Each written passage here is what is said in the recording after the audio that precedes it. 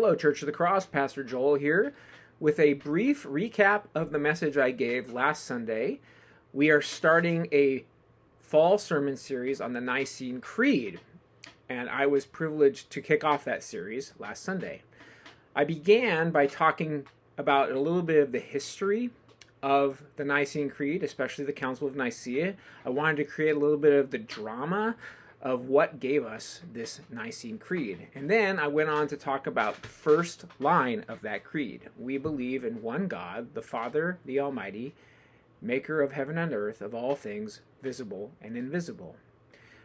I broke this line up into 4 parts and had scriptures to talk about each. I talked about God as one, and I talked about the Deuteronomy 6 and 5 passages for that. Then I talked about God as Father, and I used the passages from Colossians and Matthew 6 to talk about that. I talked about God as Almighty, and I used the Psalm 8 passage for that. And then finally, I talked about how he made all things visible and invisible, and I touched on that by looking at the Colossians passage.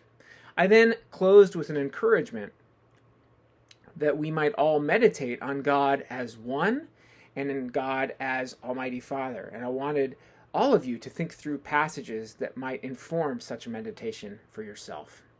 Next week, Pastor Christian will start talking about what the Nicene Creed has to say about Jesus. Until then, blessings.